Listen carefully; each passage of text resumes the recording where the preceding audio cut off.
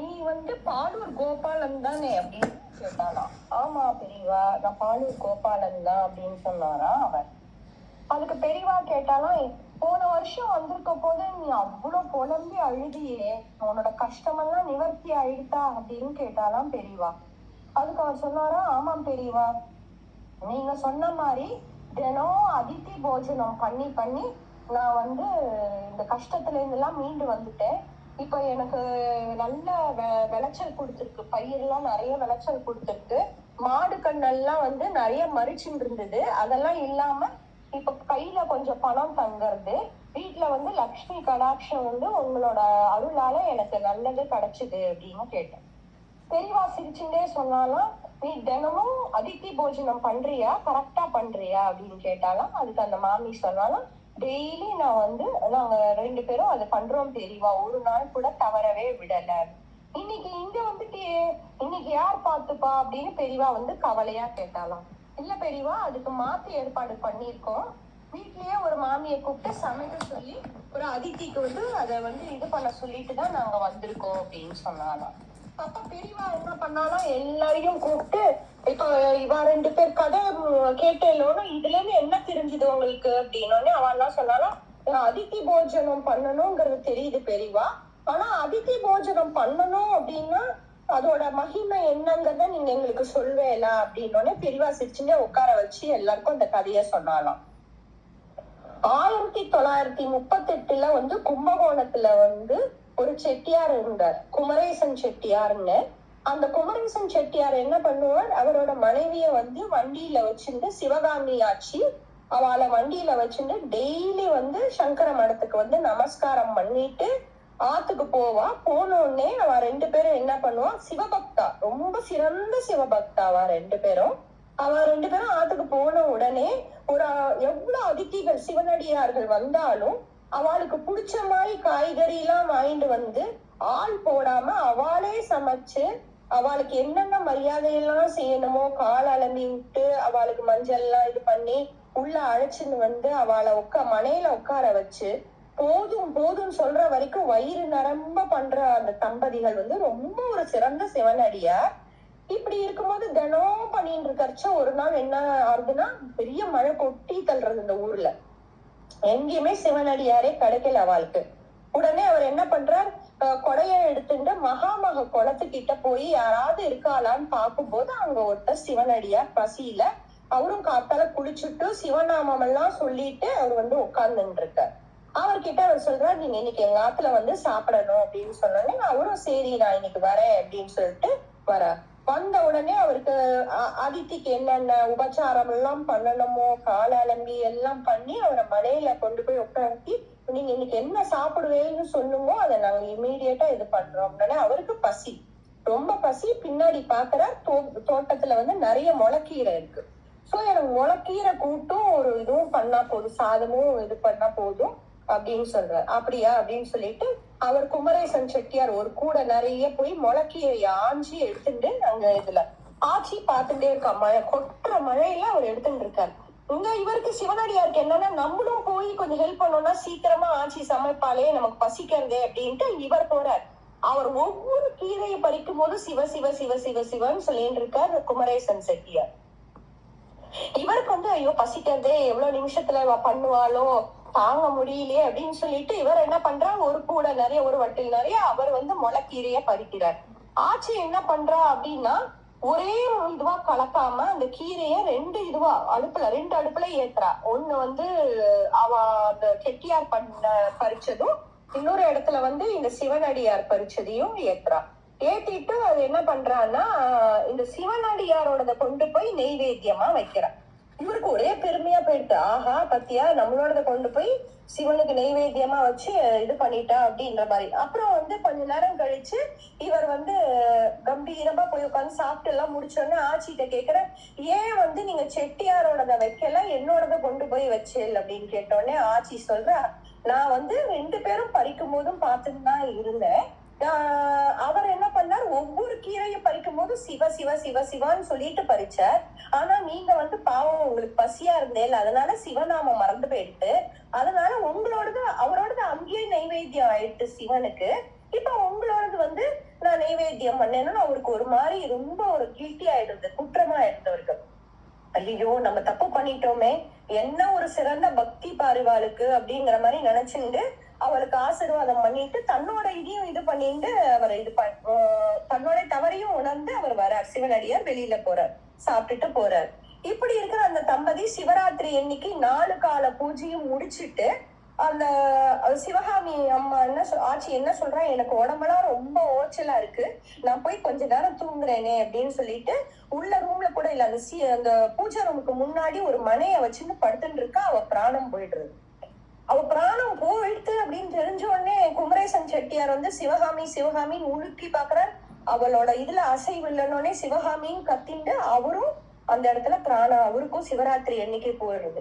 அத சொல்லி பெரியவா என்ன சொல்றா அப்படின்னா, அதிதி போஜனம் கொடுத்த அந்த 2 பேருக்கும் சிவனே நிறைய தரம் அவளோட போஜனத்தை எடுத்துட்டு இருக்கா. அந்த சிவன் அவளுக்கு நற்கதி கொடுக்கணுங்கிறதுக்காக தான் சிவராத்திரி இன்னைக்கு இது பண்ணா. ஒவ்வொரு நாளும் நான் அவளை நினைச்சுக்கிறேன் அப்படின்னு மகா பெரியவா தன்னோட வாக்குல அவ குமரேசன் செட்டியாரையும் சிவகாமி ஆட்சியும் தினம் நான் நினைச்சுக்கிறேன் அப்படின்னு மகா பெரியவா சொல்லியிருக்கா.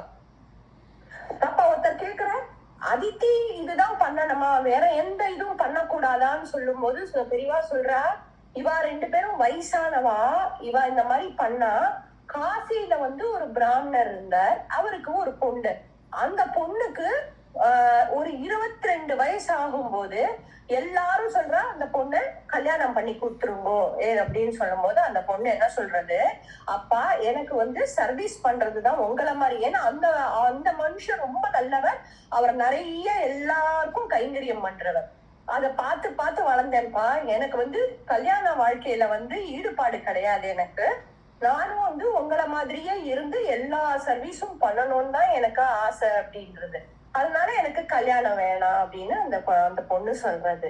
அதுக்கு இவர் சொல்றாரு, எப்படிமா பையனா இருந்தாலும் சரின்னு சொல்லலாம், பொண்ணு நீ எப்படி இந்த சமுதாயத்துல தனியா இருக்கான்னா, இல்லப்பா அந்த மகாதேவனே பரமேஸ்வரனே எனக்கு எல்லாமே, அவன் என்ன பார்த்துப்பா, நீங்க கவலைப்படாதீங்க அப்படின்னு.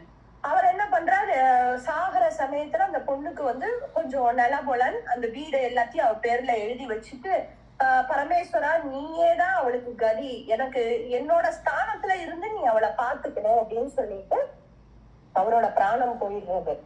அந்த குழந்தை என்ன பண்றா அப்படின்னா, ஒரு சர்வீஸ் 2 சர்வீஸ் இல்ல, டெய்லி அதிதி போஜனம் கொடுக்கறா. படிக்க முடியாத ஏழை குழந்தைங்களுக்கு எல்லாம் பாட புஸ்தகம் வாங்கி கொடுக்கறது, யார் யாருக்கெல்லாம் உடம்பு சரியில்லையோ அவளுக்கெல்லாம் வைத்தியத்துக்கு பைசா கொடுக்கறதுன்னு அப்படின்னு அந்த பொண்ணு பண்ண ஆரம்பிச்சு அந்த சொத்தெல்லாம் யூஸ் பண்ணி அவ என்ன பண்றா, குளம் அமைக்கிறது, கோவில் கட்டுறது, அந்த அளவுக்கு இது பண்றா.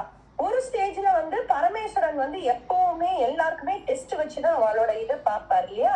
அதனால என்னன்னா இந்த பொண்ணையும் சோதிக்கணுங்கிறதுக்காக இந்த பொண்ணுக்கு தீந்து போயிடுறது. கையில இருக்கிற அந்த இது தீந்து போனோடனே இவ என்ன பண்றா, அக்கம் பக்கம் எல்லாம் கடன் வாங்கி எங்க பார்த்தாலும் குளம் அமைச்சு கொடுக்கறது, அந்த கோவில் இது பண்றது அப்படிங்கறத இன்னும் தொடர்ந்து செஞ்சுட்டு வரா. இந்த மாதிரி இருக்கும்போது ஒரு நாள் என்ன ஆகுது அப்படின்னு சொன்னா, கடன்காரங்கள்லாம் அவளை நெருக்க ஆரம்பிச்சிட்டாங்க. என்ன நீ கிட்டத்தட்ட ஒரு 5 லட்சம் ரூபாய்க்கு கடன் போயிடுது. போனோடனே இவனுக்கு என்ன பண்றதுன்னு தெரியல, தூக்கம் வரல. எல்லாரும் நாளைக்கு நீ கொடுத்தே ஆகணும், இந்த வாரத்துக்குள்ள நீ கொடுத்தே ஆகணும் அப்படின்னு சொன்னோடனே அவ அழுதுண்டே படுத்துட்டு இருக்கா.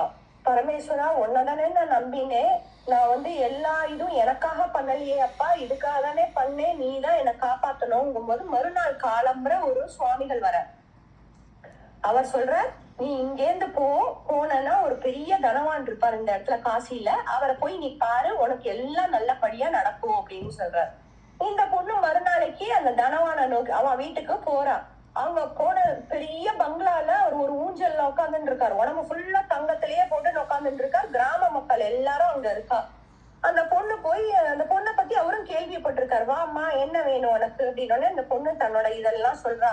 இந்த மாதிரி சொல்லிட்டு, எனக்கு ஒரு 5 லட்சம் ரூபாய் நான் கடன் வச்சிருக்கேன், அதை தீர்த்துட்டேன்னா எனக்கு மனசு நிம்மதியா ஆயிடும், நான் சின்ன சின்ன வேலையெல்லாம் செஞ்சு நான் உங்களுக்கு திருப்பி கொடுத்துருவேன் அப்படின்னு. அவர் சொல்றாரு, நீ 5 லட்சம் ரூபாய் கொடுத்துடுறேன், அது எந்த இதுல கொடுப்பேன், எந்த நம்பிக்கையில நான் உனக்கு கொடுப்பேன், நீ எப்படி சின்ன வேலை பண்ணி எத்தனை காலம் நீ எனக்கு கடனை அடைச்சுட்டு இருப்ப அப்படின்னு. அதுக்கு அந்த பொண்ணு சொல்றது, இந்த காசி விஸ்வநாதர் சத்தியமா சொல்றேன், அவர் தான் எனக்கு தாயும் தந்தையுமா இருக்கார், அவரோட சத்தியமா நான் இந்த பணத்தை உங்களுக்கு கண்டிப்பா நான் கொடுத்துருவேன், எப்படியாவது நான் கொடுப்பேன் அப்படின்னோடனே அவருக்கு என்ன தோன்றதுன்னா, ஐயோ அந்த பொண்ணுகிட்ட வந்து செமையா மாட்டின்ட்டோமே நம்ம. இப்ப இந்த கிராம மக்கள் முன்னாடி முடியாதுன்னு சொன்னோம்னா நம்மளை பத்தி அவ என்ன நினைப்பா, அப்படியே கொடுத்தோம்னா இந்த பொண்ணால எப்படி கொடுக்க முடியும் நமக்கு, காசி விஸ்வநாதரா வருவாரா, சத்தியமா இதெல்லாம் நடக்கிற இதுவா அப்படிங்கிற மாதிரி ஒரு மனசுல ஓடிட்டு இருந்தது.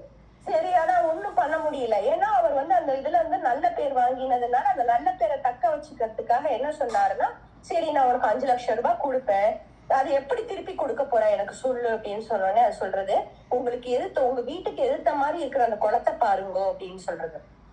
அந்த குளத்தை ஒட்டி ஒரு பெரிய சிவலிங்கம்.